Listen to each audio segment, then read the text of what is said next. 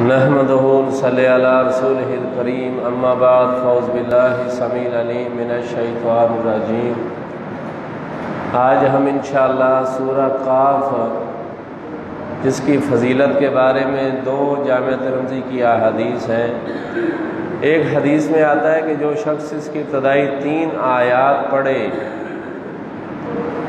اسے دجال کے فتنے سے محفوظ ہو جائے گا۔ دوسری حدیث میں آتا ہے کہ جو شخص سورۃ قاف کی ابتدائی 10 آیتیں یاد کر لے اللہ اسے بھی دجال کے فتنے سے محفوظ رکھے گا۔ اور ایک اور حدیث میں آتا ہے کہ جو شخص جمعے والے دن سورہ قاف کی تلاوت کرے تو اللہ تبارک و تعالیٰ اس جمعے سے اور پچھلے جمعے تک اس کے لیے ایک نور روشنی پیدا فرما دیں گے۔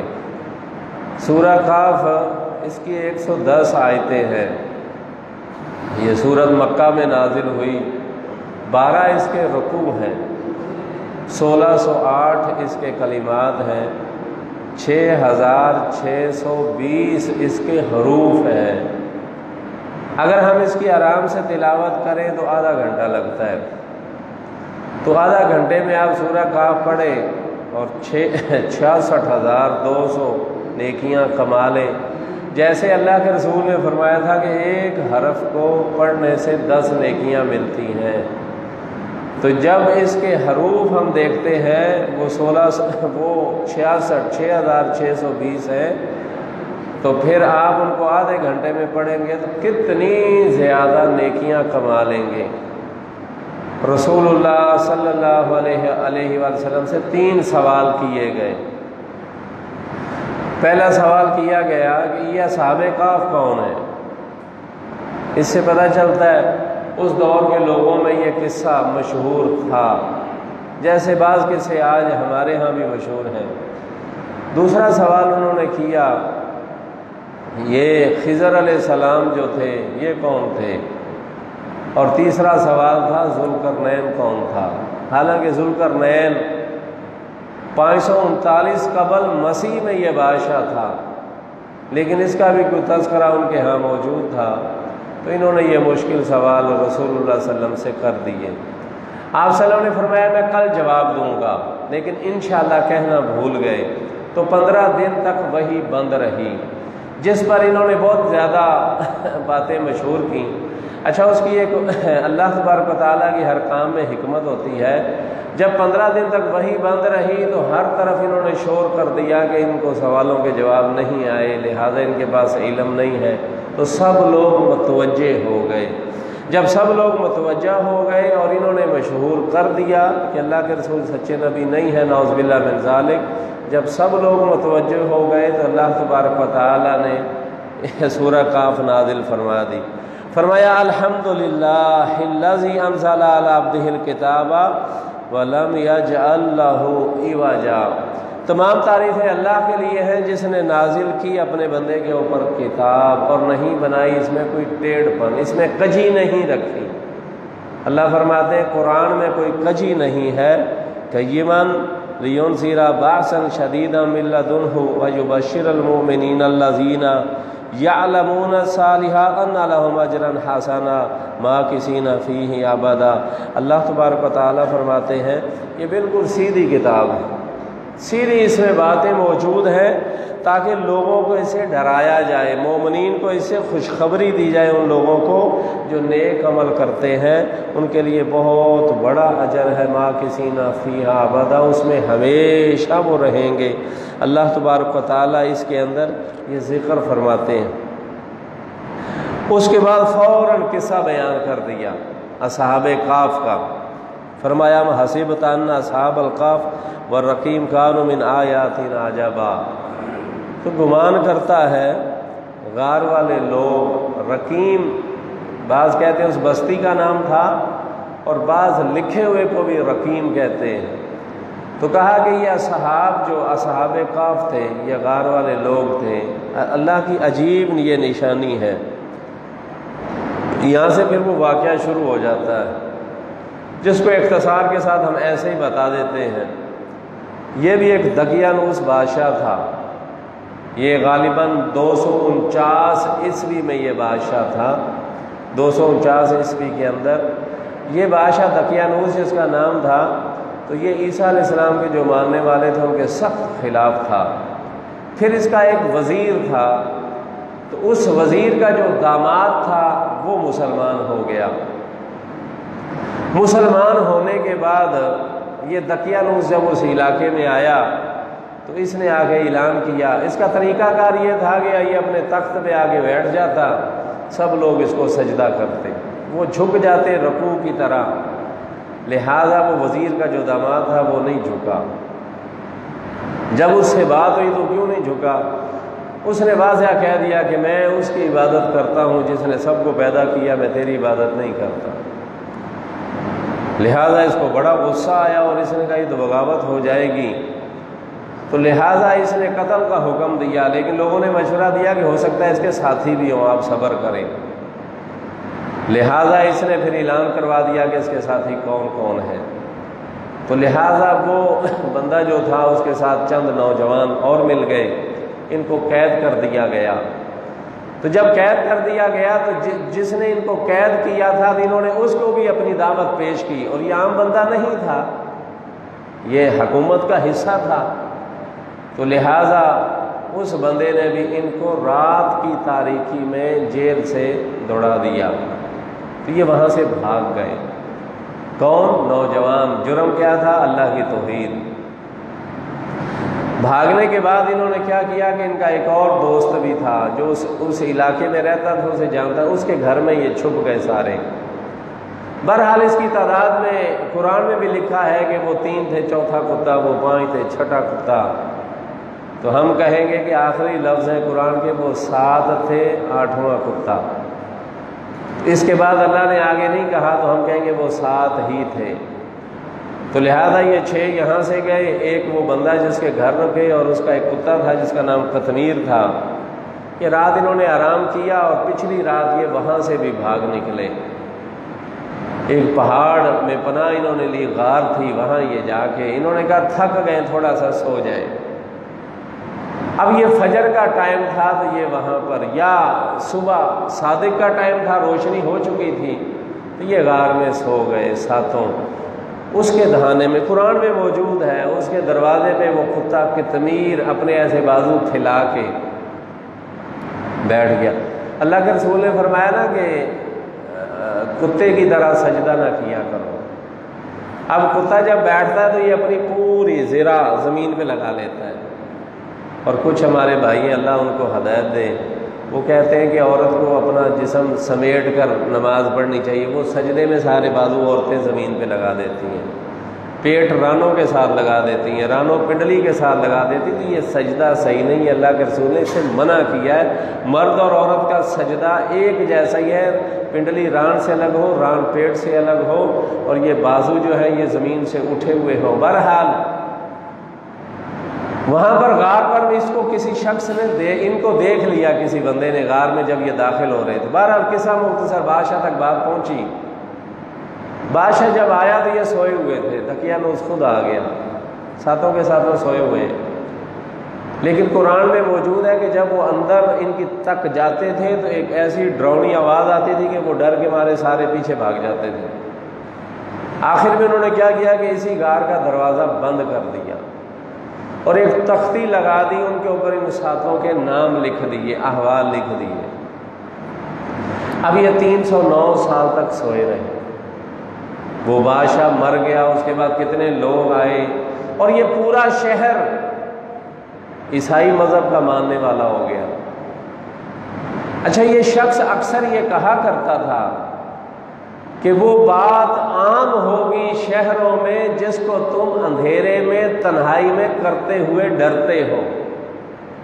اس کے ساتھی کہا کرتے تھے وہ وقت کب آئے گا، یعنی توحید کا جملہ منہ سے کہنا اتنا سخت تھا کہ بندہ اکیلا رات کی تنہائی میں بھی کہتے ہوئے ڈرتا تھا کہ وقت حکومت آگے پکڑ کے مار دے گی۔ یہ 309 سال تک سوئے رہے۔ اب آپ اندازہ کریں، سورج جب وہاں پر آتا تھا ایسے تو اس کی روشنی غار کے اندر جاتی تھی، تو اللہ نے وہاں سورج کو حکم دے دیا کہ تھوڑی اپنی ڈائریکشن چینج کر، یہ غار کے اندر وہ قرآن میں موجود ہے، دھوپ نہ جائے۔ اللہ فرماتے ہیں میں ان کے کروٹ بدلتا رہا، کتنے سال؟ 309 سال۔ آپ ماشاءاللہ کراچی والے ہیں، سب سے موٹی گیج کا لوہا رکھ دیں ادھر کراچی میں ہی، اور 100 سال بعد دیکھیں اس کا کیا حال ہوگا۔ یہ 309 سال سوئے رہے، ناخن بڑھے، بال بڑھے، کچھ بھی نہیں ہوا، جیسے سوئے تھے ویسے ہی پڑے رہے۔ 309 سال بعد اٹھے، بڑے تھکے ہوئے، مٹی اوپر جمی ہوئی۔ اچھا اب آندھی آئی تو وہ غار کا دروازہ بھی کھل گیا، وہ دیوار گر گئی۔ ایک ان میں کہتا ہے کہ شہر چلے کھانا لے آئے، دوسرا کہتا ہے اس کو بھیجا کہ وہ جو بکریاں چراتا تھا تجھے شہر میں جانتا کوئی نہیں، تو جا کھانا لے کے آ، اچھا خیال کرنا کھانا پاکیزہ ہو۔ جب یہ باہر نکلا تو اب 309 سال گزر گئے تھے، سارا ماحول ہی چینج تھا۔ اس نے دائیں بائیں دیکھا، کہیں درخت ہے، وہ آبادی تباہ ہو گئی ہے، یہ مسئلہ نہیں سمجھ میں آیا۔ رات ہم سوئے تھے، صبح اٹھے، باہر کا ماحول ہی سارا چینج ہے۔ اس نے کہا مجھے تو چکر آ گئی، یہ واپس آ گیا۔ کہتا ہے مجھے کوئی سمجھ نہیں آ رہی، باہر جا کے دیکھو تو صحیح، پوری بستی برباد ہو گئی ہے، یہ مسئلہ وہ مسئلہ۔ تاریخ والوں نے کیلیفورنیا شاید اس کا نام لکھا ہے کہ وہ کہتا ہے میں جاتا ہوں۔ اب وہ شہر میں آ گیا، شہر میں آنے کے بعد پھر بڑا مسئلہ، اس نے ڈھونڈا، وہ جو تنور تھا وہاں سے روٹیاں لیں، اور اس کو وہ جب اس نے ایسے اس کو سکہ دیا، اب سکہ 300 سال پرانا، اس نے سکہ پکڑتے ہی کہا کہ تیرے پاس تو کوئی خزانہ ہے، یہ سکہ تو آج سے۔ اس نے کہا کہ بھائی ہم یہ خزانہ کہاں سے آیا؟ یہ سکہ ہے ہمارا ہے۔ اس نے کہا پتہ ہے آپ کو یہ کس کا ہے؟ کہتا ہے وہ جو دقیانوس بادشاہ تھا اس کے کچھ وزیر باغی ہو گئے تھے، یہ اس دور کا ہے۔ تو اس نے کہا وہ وزیر میں ہی تو ہوں۔ اس نے کہا دماغ صحیح، 300 سال پرانی بات ہے، تو کہتا ہے میں ہوں۔ اب یہ بھی پریشان ہے کہ ہم رات شہر سے گئے تھے، پورا حلیہ ہی بدل گیا ہے، سارا شہر عیسیٰ علیہ السلام کو ماننے والا ہے۔ ہم رات جب گئے تھے تو بادشاہ کی فوج ہمارے پیچھے لگی ہوئی تھی، اور اب وہ کہتا ہے وہ وزیر میں ہوں، اور وہ کہتے ہیں تو خزانہ بتا۔ قصہ مختصر، اس وقت کا جو بادشاہ تھا اس کے پاس لے گئے، اس نے دجال منگائے اور کوڑے مارنے شروع کر دیے، سچی بات کرو۔ اس نے کہا میں کیا سچی بات کروں، ہم رات تو یہاں سے گئے تھے۔ وہ کہتا ہے واقعہ 300 سال پرانا ہے، اور تو کہتا ہے رات گئے تھے۔ قصہ مختصر، اس کو وہ پرانی چیزیں ساری دکھائی گئیں، پھر وہ اس گھر جو اس کا گھر تھا وہ دکھایا گیا، وہاں جو لوگ تھے ان سے ملوایا گیا۔ قصہ مختصر کے بعد سمجھ میں آ گئی قصہ واقعی 300 سال پرانا ہے، لیکن اللہ نے اس کو مختصر کر دیا۔ پھر سارا شہر ان کے ساتھ گیا، وہاں پر پہنچے، سب سے ان 7 لوگوں کی ملاقات ہوئی۔ ملاقات کے بعد تفاسیر میں یہی لکھا ہوا ہے، یہ 7 دوبارہ غار میں گئے اور ہمیشہ کے لیے فوت ہو گئے۔ یہ تو غار والوں کا قصہ تھا، اس میں آپ دیکھیں ہمارے لیے کتنی نشانیاں ہیں، کتنی باتیں ہیں۔ اور یہاں پر اللہ تبارک و تعالیٰ نے وہ آیت بھی بیان کر دی جو اللہ کے رسول نے کہا تھا، میں کل کہوں گا وَلَا تَقُولَنَّ لِشَيْءٍ إِنِّي فَاعِلٌ ذَلِكَ غَدًا، ہرگز آپ نہ کہیں کسی چیز کے لیے کہ میں کل کرنے والا ہوں، میں کل کرنے والا ہوں، یہ ہرگز نہ کہیں، الا ان یشاء اللہ، مگر کہے اگر اللہ نے چاہا۔ وَاذْكُرْ رَبَّكَ إِذَا نَسِيتَ وَقُلْ عَسَىٰ، کہا کہ اگر آپ بھول جائیں تو پھر اللہ کا ذکر کر لیا کرے، ربی لِأَقْرَبَ مِنْ هَٰذَا رَشَدًا، کہ اللہ تبارک و تعالیٰ تمہیں ہدایت کے قریب کر دے گا۔ پھر اللہ تبارک و تعالیٰ یہاں پر جنت کا ذکر فرماتے ہیں نیک اعمال کے بعد، ان الذین آمنوا وعملوا الصالحات انا لا نضیع اجر من احسن عملا۔ اللہ فرماتے ہیں کہ ہم بے شک وہ لوگ جو ایمان لائے نیک عمل کرتے ہیں ہم ان کے اجر کو ضائع نہیں کرتے۔ پھر جنت کی تھوڑی سی تعارف ہے کہ وہاں پر لباس کیسا ہوگا، ماحول کیسا ہوگا، موسم کیسا ہوگا، وہ سارا اللہ بتانے کے بعد پھر فرمایا وَاضْرِبْ لَهُم مَثَلًا رَجُلَيْنِ، 2 بندوں کی مثال بیان کرو۔ ان میں سے ایک جو بندہ تھا اللہ نے اس کے لیے باغ بنایا، باغ کتنا زبردست تھا، باغ کی سائڈوں میں کھجوروں کے بڑے بڑے درخت تھے، درمیان میں انگوروں کا باغ تھا اور کھیت تھے، اور اس کے بالکل درمیان میں نہر گزرتی تھی۔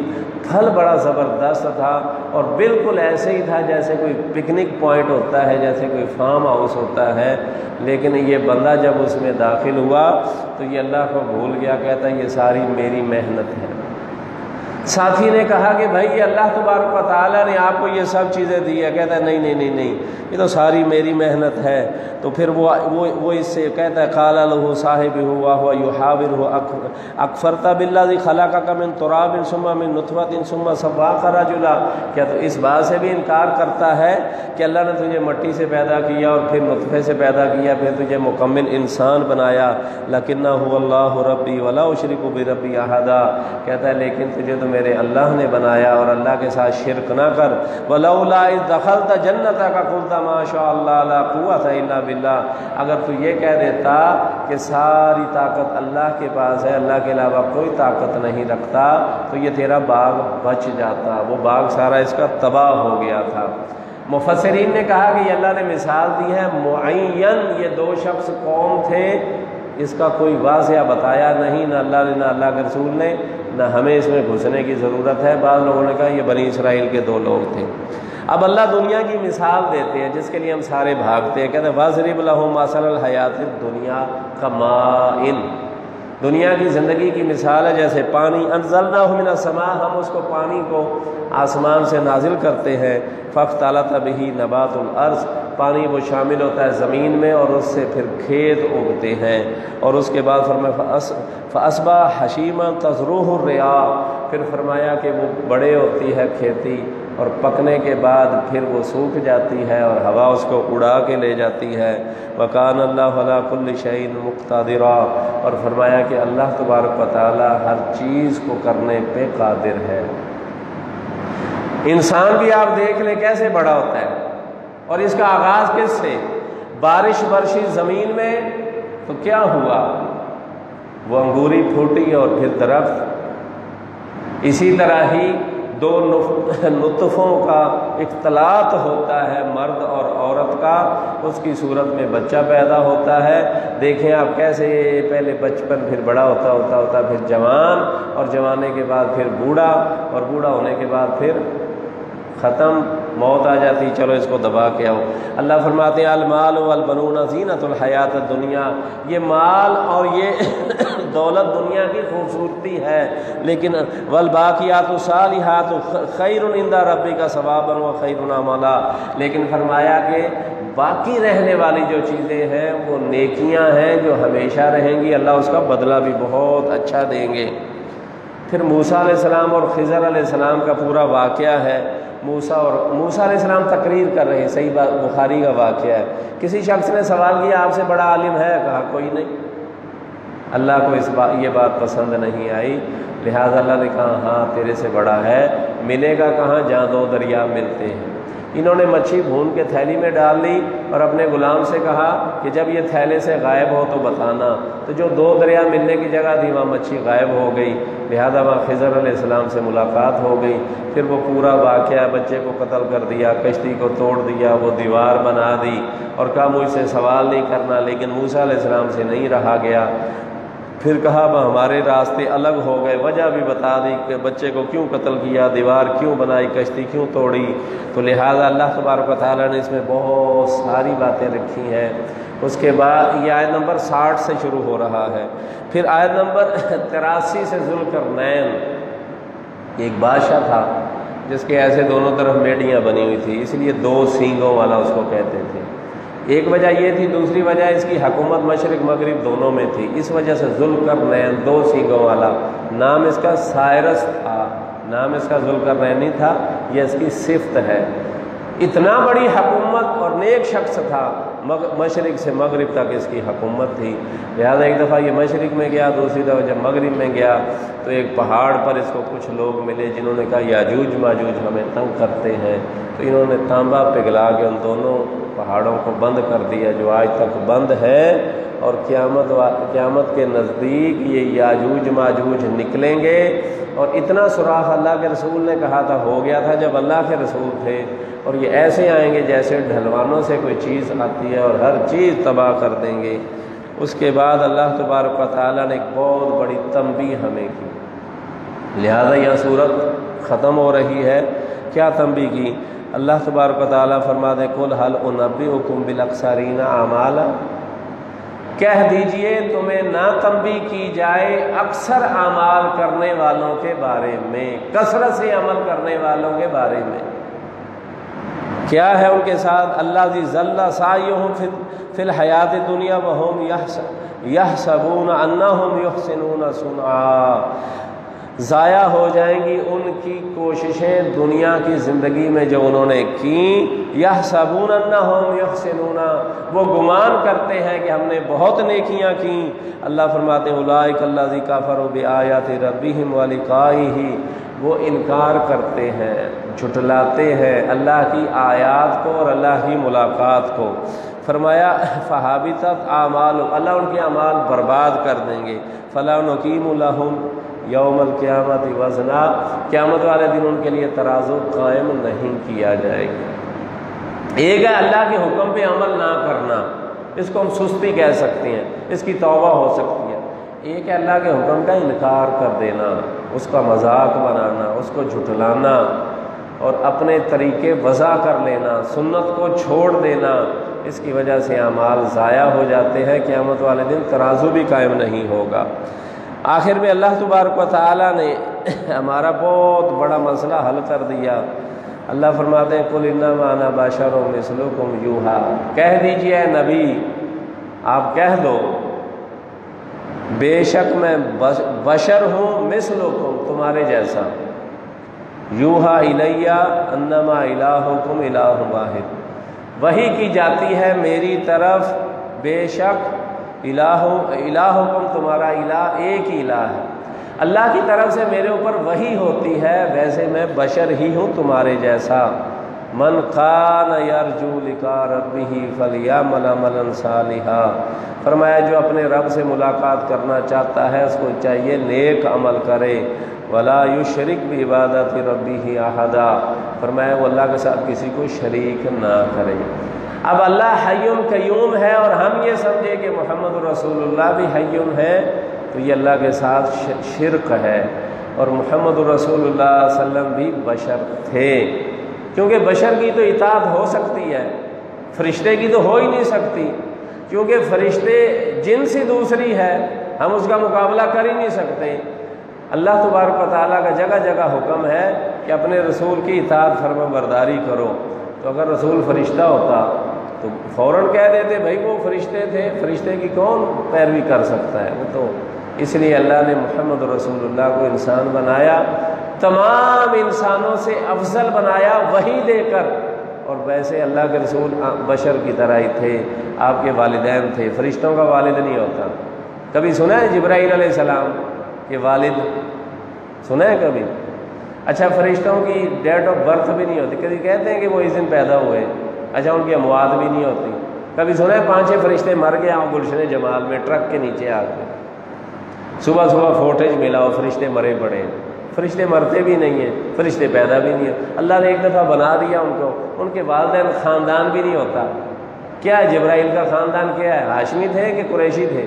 کوئی خاندان نہیں ہے۔ لہٰذا اللہ تبارک تعالیٰ جیسے آدم علیہ السلام کو اللہ نے بنا دیا، لہٰذا فرشتوں کو اللہ نے بنا دیا ہے، فرشتوں کے بھائی بھی نہیں ہوتے، بیٹے بھی نہیں ہوتے، فرشتوں کی بیویاں بھی نہیں ہوتی، فرشتوں کو موت بھی نہیں آتی، فرشتوں کے والدین بھی نہیں ہوتے۔